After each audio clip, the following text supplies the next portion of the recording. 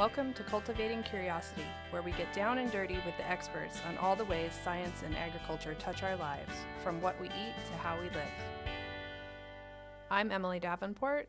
And I'm Jordan Powers, and we're from the University of Georgia's College of Agricultural and Environmental Sciences. When you hear the word agriculture, seaweed might not be the first thing that comes to mind. But Allison Fortner, a University of Georgia doctoral student, is doing her part to help raise the profile of this important marine species and its potential worldwide impact. She's here today to tell us about her recent experience with the Safe Seaweed Coalition. Can you tell us what's your story?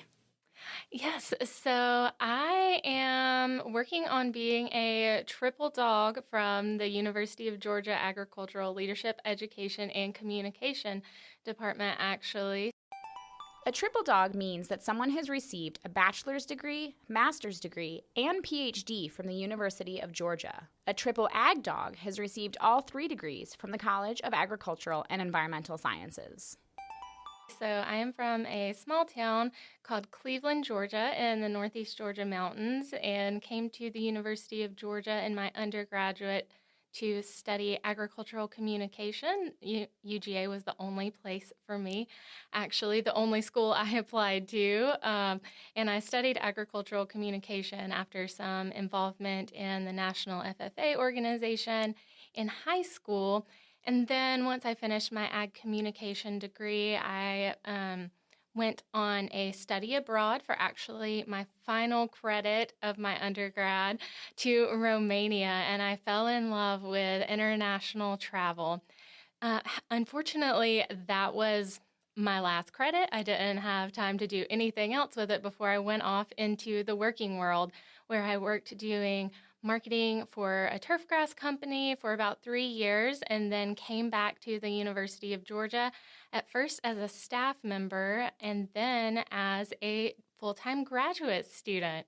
So I started my master's degree in the ALEC department in the fall of 2020. So, the best time to start something new in the middle of a pandemic. And so I worked on my master's of ag and environmental education there with a communications focus. And I really got to explore doing the International Agriculture Certificate.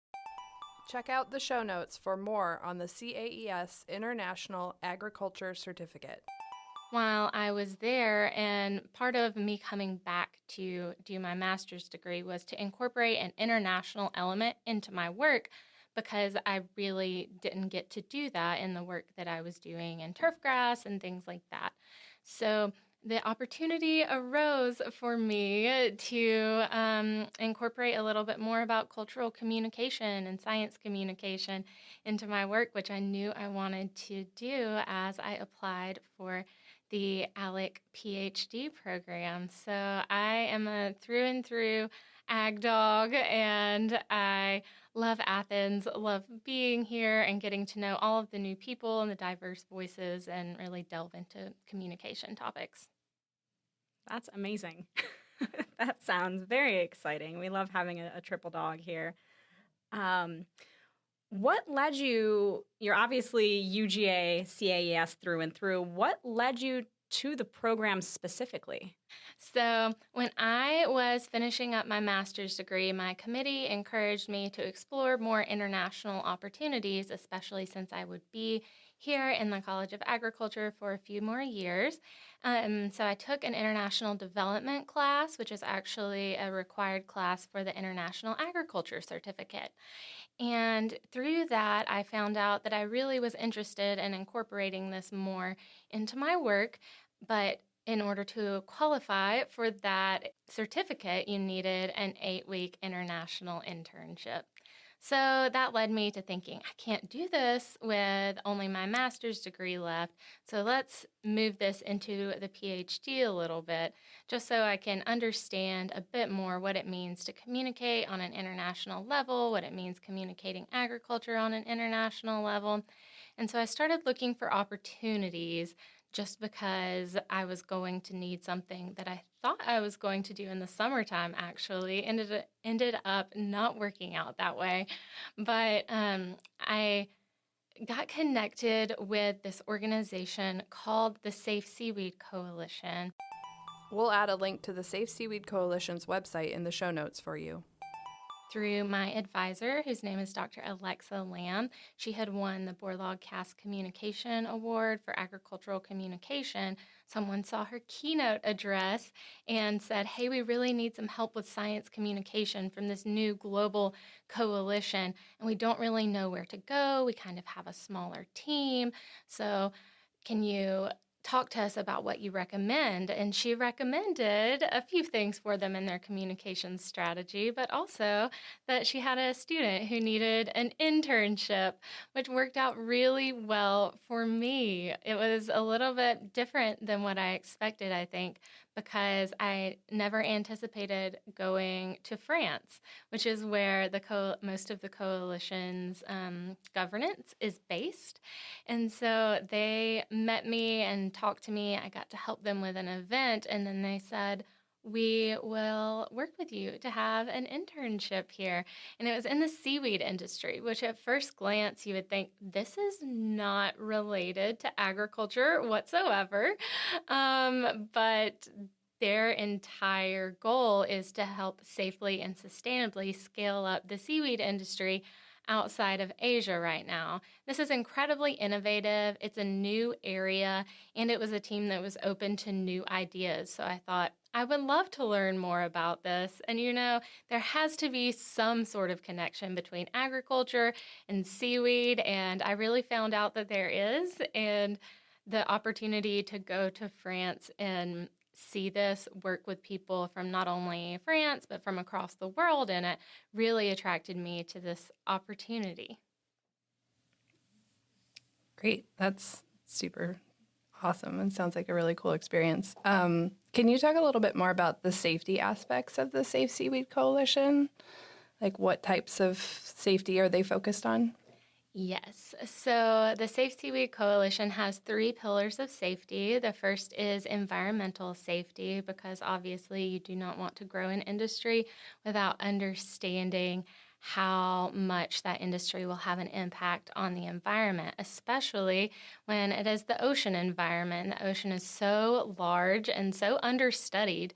And so you want to make sure that you're not having any negative impacts on that as you grow an industry, as well as worker safety. So they want the occupational safety aspect to be a big thing behind the safety of the workers. Are they able to swim if they have to go out and collect this seaweed?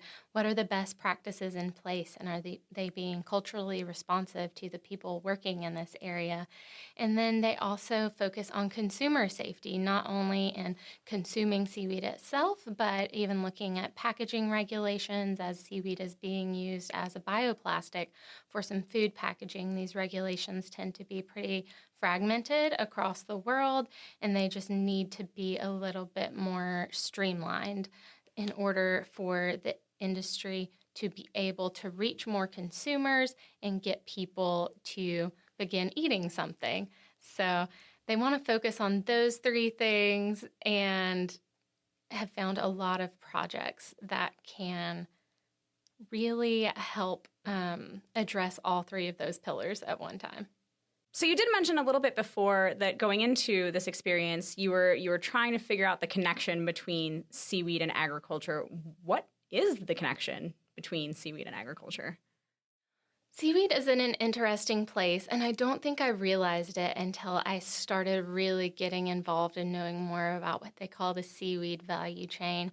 But there are 2 things they're kind of experiencing right now, where people just go out and collect these wild seaweeds from rocks, the ocean floor, whatever. They're doing just these populations of seaweed that have been growing in places naturally. And so that is what you call wild seaweed harvest. However, you have your cultivated seaweed, in which people are actually growing it in nurseries, kind of breeding the seaweed itself, putting it on ropes, putting it out in the ocean, growing it in certain ways, depending on the type of seaweed that it is.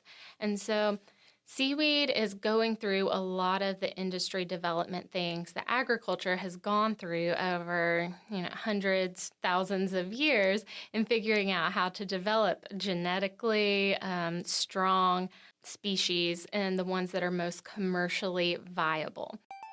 Commercially viable just means that a product is able to compete on the market and make a profit.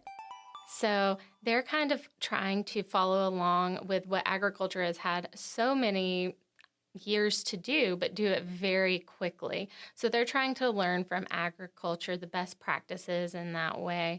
But they're also connecting to some really interesting other aspects of agriculture, such as there's some promising research right now about possibly feeding a type of seaweed called Asparagopsis taxiformis to beef cattle, actually, to reduce their methane emissions without reducing the meat quality and impacting the weight gain. So they've done some pretty extensive studies with that in Australia right now. However, they're facing some issues such as that's not a commercially cultivated type of seaweed right now. You can't necessarily grow it everywhere because, much like in agriculture, you have your warm season and cool season crops. They're going to thrive in different areas. And so there are a lot of things that have to be worked out and researched further. So right now, a lot of popular press is saying seaweed can save the world. It's going to eliminate all methane emissions. And while that is it is very promising, there's still a lot of research to be done on that. But there's a lot of opportunity for farmers of seaweed and cattle to work together to move toward climate solutions. Check the show notes for links to recent research on using seaweed to help with climate issues surrounding cattle. There's also the use of seaweed in biostimulants. So many, many years ago, farmers in France started putting wild harvested seaweed on their fields and actually improving their crop growth with them. And so this really cultural indigenous knowledge was taken as a concept, and people began to extract certain ingredients from seaweed and put them into what you call plant biostimulants. And these biostimulants can improve crop growth by increasing the root systems, making them more drought tolerant, things like that, which is especially important as some more commercial fertilizers are being criticized a lot on the market. And I know several University of Georgia researchers dedicate their lives to improving plant growth. And so innovative technology like biostimulants are really coming onto the scene a lot, and using those within the agricultural industry can really help in addressing some of the problems we may see with various crops. So really making those connections and seeing how farmers can work together to use these innovations is an up-and-coming thing, but also the seaweed industry is going to have to produce a lot more to meet the demand as we have so many of these innovations up and coming. So they're trying to figure out how to do this safely and sustainably, and also learning from agriculture in some of the ways our industries have grown. You mentioned applying seaweed to crops and also maybe cows eating seaweed. Are all species of seaweed edible?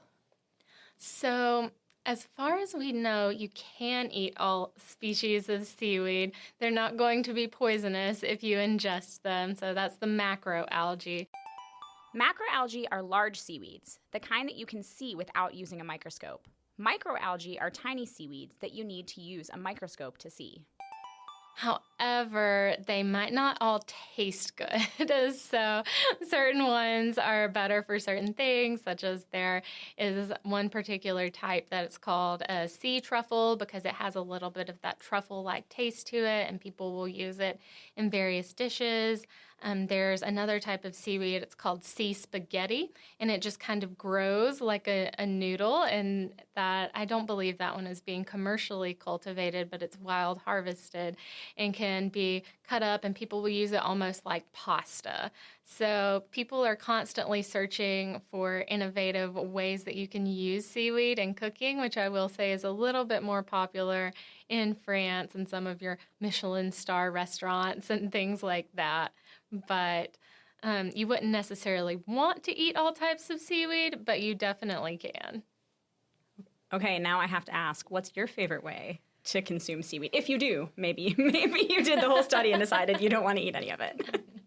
I do like seaweed a lot. There are quite a few companies in the Brittany area of France that are based around seaweed and innovative ways to eat it. I've had some plant-based meat made out of seaweed, tuna, I think it's called. It was okay, but I think my favorite way to eat seaweed is what they call seaweed tartare, which I don't think means raw seaweed really, but it's a mix of seaweed along with some oil and some spices, and I liked it on a loaf of French bread. I mean, what doesn't taste good on a loaf of French bread? But I think that was my favorite way that I've tried it. And I'm excited for more products to come to the market, especially in the U.S., so that we can begin trying to incorporate it into our diets a little bit more, just because I don't think we quite know how to do that yet.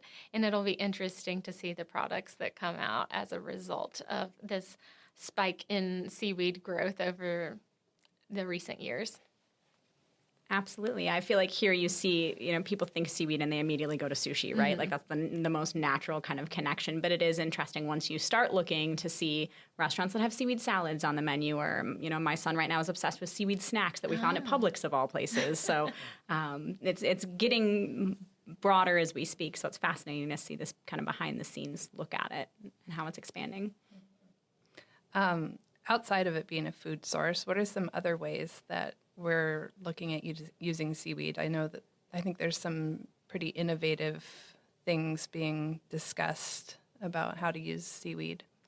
So they are talking about seaweed as a bioplastic right now, which is pretty neat. There are some companies really looking into how to replace mini plastics with seaweed, where they have like a little edible container you can just eat, that's made completely or almost exclusively out of seaweed, or you put a package of noodles in this seaweed-based plastic and you can just drop it straight into the pot. You don't have to take it out of the packaging at all, because it's technically all edible, and while the packaging itself is not too tasty, it's not really going to do anything to you to consume it.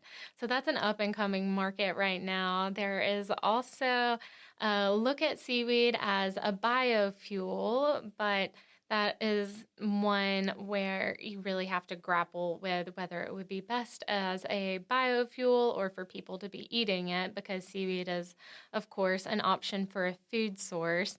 It can also be used in a lot of cosmetic products as well, whether you're using kind of the coarser seaweeds for an exfoliant, or actually extracting things like carrageenan and alginate from the seaweed itself to make these kind of gellifying substances that really contribute to the substance of the cosmetic products you're using. Carrageenan is an extract from a red seaweed that is used as a thickener in food products. Alginate is extracted from brown seaweed and is also used as a thickener and gelling substance. Nutraceuticals are food items that provide health benefits. An example are vitamin-enriched cereals, which could be considered nutraceuticals because they provide extra nutrients to those eating them. It's being used in pharmaceuticals and nutraceuticals right now. It's being used in some health-enhancing products, and can also be used, going back to the cosmetic industry, as an active ingredient in skincare products to kind of take care of those pesky aging problems we sometimes deal with. It's also being used in pet food. I've been in touch with a company that uses fermented seaweed in pet food. And I'm trying to think, like I said, the plant-based foods as well. Oh, it can also be used in building materials and paper and things like that. There are some people working on these big innovations and honestly looking for the suppliers to get the seaweed materials to them, as well as the way to scale up. So people have a lot of ideas with it, and I'm very excited to see which ones develop and grow and how much we see over the next few years. Absolutely. That's fascinating. It's fun to hear you talk because, we started this conversation with seaweed. I have no idea how I'm going to tie this into agriculture, and you've clearly jumped headfirst into the waters, no pun intended, of seaweed. So it's just amazing to hear. What did the day-to-day look like? You've clearly come from this internship experience with a wealth of knowledge, but what did the day-to-day look like while you were on this project? So while I was on this project, I actually started working with a variety of people on the Secretariat of the Safe Seaweed Coalition who are based all around France. And I went to France in January of 2022, where I first spent 4 weeks in Paris to get a little bit more of a cultural experience. And in Paris, I got to meet with some artists who love seaweed and were making innovative products out of it. There was one who made a chair out of seaweed, was making paper, was making these building materials and things like that. And then artists who just appreciated the sea a lot and had made these giant nets out of a type of seaweed called Ascophyllum nodosum. And so you really got to see how the people of France who love art had incorporated that love for seaweed and their love for art. So really getting to interact on a professional level with the people of France, which was a great intercultural communication.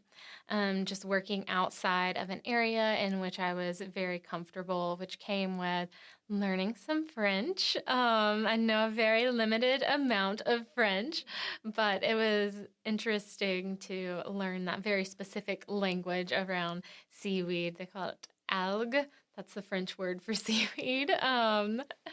So when people would ask me about my internship, I would have to think about how to best say it in French. After spending some time in Paris, I then traveled to a town called Roscoff, which is in the Finistère district of Brittany, France, and Finna means end, and terre means the earth, so literally the end of the earth.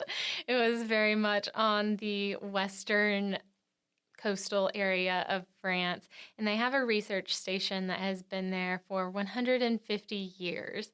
And I got to work with the scientific coordinator of our coalition, who is a seaweed scientist there. So being around scientists, much like we're accustomed to being around these really hard science researchers from the University of Georgia, except for his expertise area was in seaweed itself, specifically connecting seaweed to the industry, which he's been working on for years and years now through a project specifically located in France, then another one located with the seaweed industry in Europe, and finally now he's working more on a global scale. So there was so much to learn from him and his expertise. I shared an office with two other PhD students. They were both studying microbiology, which was very different from what I study as a social scientist. They were showing me all of this lab equipment and just assuming I knew what it did. And so I nodded and smiled a lot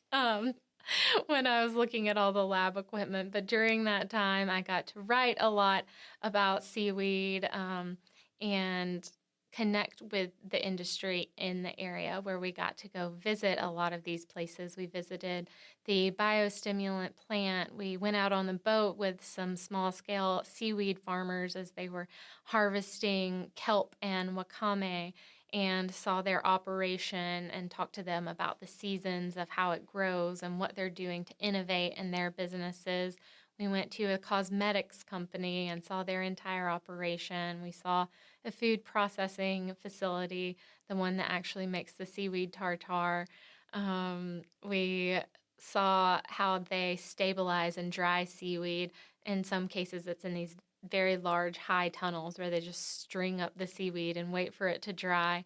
And so I got to see a lot of the innovative ways in which it was being used, take photos, because that is one of the issues within the industry is you see so much press around seaweed these days, but there are so few great photo representations of the industry that sometimes they'll come up with a photo of seagrass, and then all of the seaweed scientists get mad and say, this isn't even seaweed. They're misrepresenting our industries. The main difference between seaweed and seagrass has to do with how the plant moves nutrients and dissolved gases. Seagrass have roots, stems, and leaves just like the grass on land, and they use those roots and leaves to move nutrients throughout the plant. Seaweed does not have roots, stems, or true leaves, and relies on diffusion to move water and nutrients in and out of its tissues. As someone with a communications background, I had the opportunity to kind of help build a photo library from our various stakeholders from across the world, email back and forth on that, and get to connect with people who were directly in the industry. Some were working in areas such as Africa and Southeast Asia, helping developing seaweed farmers with some red seaweed, and got to learn from them, even if I did not get to directly visit their farms, I guess you would call it. And then another thing I did at my internship was establishing the Seaweed Ambassadors program, which was just kind of an idea before I arrived. It was a WhatsApp group of people who said, I love this industry, I want to be a part of it, but maybe they were a student and weren't professionally involved yet, or they had just heard about seaweed and said, I think I have something I can contribute to this. I want to share it with my networks and be able to use my everyday language, maybe bring it up if I'm at a conference. So I helped organize what it would look like to bring these individuals together for our Seaweed Ambassadors program. And by the time my internship concluded, we had had a couple of cohorts of ambassadors come in with, I think, 21 people from across at least 5 continents coming together, which was very interesting to see how many passionate people there were across the world in the area of seaweed and how we could all connect on this one common goal. So it was very exciting to be a part of that. That's amazing. That's an incredible thing to kick off and kind of carry on the legacy of what you started with the internship. Thank you. And can you define for us the difference between macro and micro, just so we know what you mean by that?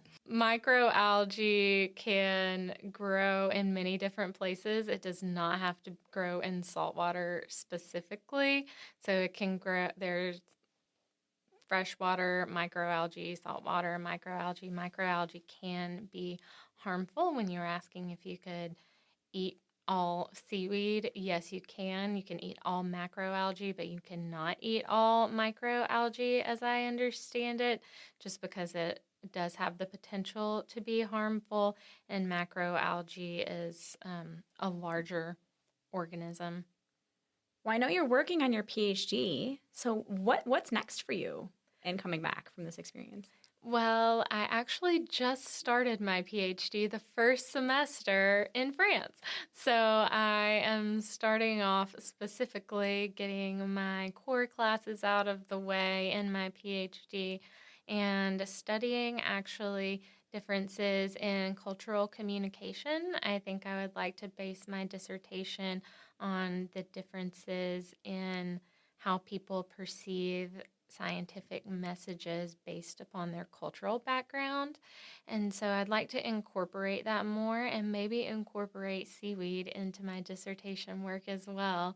I'm looking at ways to possibly do that, looking for funding, looking for ideas, things like that, just because I do appreciate merging two seemingly unrelated things and helping people from different industries come together and learn from one another.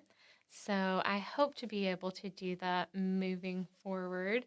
But for right now, I will be at UGA for at least the next 2 years, working on improving my research and communication skills, figuring out how to best communicate research that's innovative and that matters, especially because I know we do so much wonderful research here at the University of Georgia, and it deserves to be communicated by wonderful journalists such as yourselves who really want other people to know about the work that can be done here and how it can change lives, even if someone does not realize that they are connected to agriculture, which I think is one of the largest things that we need to accomplish.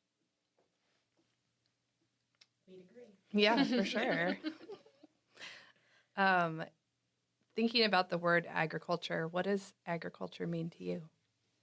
To me, agriculture means the community of people that comes together to feed a growing population in a way that brings together personal experience and passion and science that advances for the good of the entire world as well. Well said. I like it. Thank you. You're clearly very well spoken on both seaweed and agriculture and all of your work at UGA. What's life like outside of academia for you? You have secret hidden talents. Outside of academia, I like to spend a lot of time with my family. I'm fortunate enough to have them all within the state of Georgia. So, really soaking up being near family now that I'm back in the country. I don't think you realize the advantages you have when you have family close until you know they are a continent away. So, I do a lot of that as well as I love to cook, to explore new recipes, and to explore Athens itself. It's a town that you easily fall in love with, and clearly I've chosen to stay here for a very long time. So getting to know the Athens community in new ways all the time.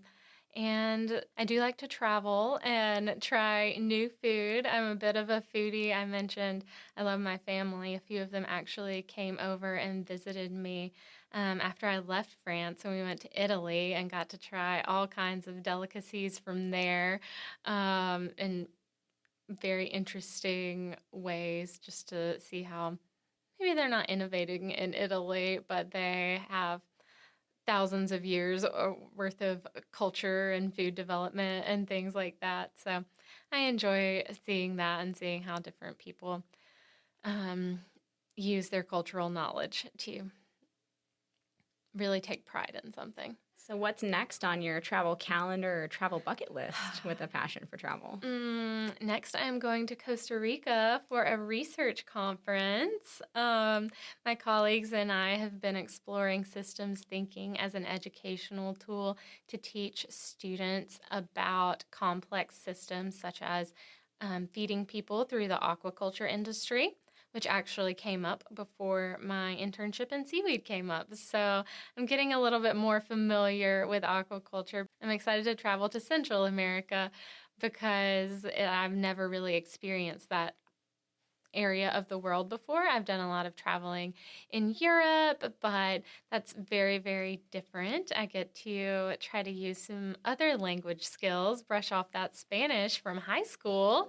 So I'm excited about that, as well as the opportunity to present research. And then I would like to see some of the seaweed farming operations in Asia. I have been talking with some seaweed farmers in Malaysia, so maybe one day I will make it there, but we will see. We will see.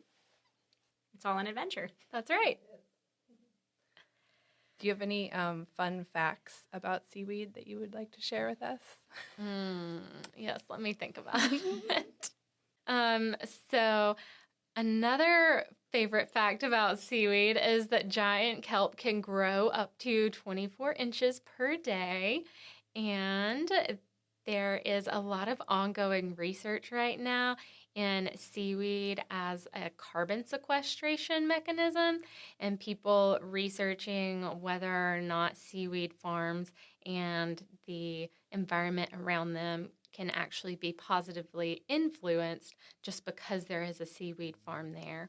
So people may say that they sequester more carbon than a rainforest. The jury is still out on that one, but the carbon sequestration potential of seaweed is very, very promising right now. Is there anything that we forgot, Allison? Is there anything else important in the world of seaweed or your academics to share with listeners? If you haven't heard about the growing seaweed industry before, start looking for it now, because I promise you will begin to notice it now that you are aware of it.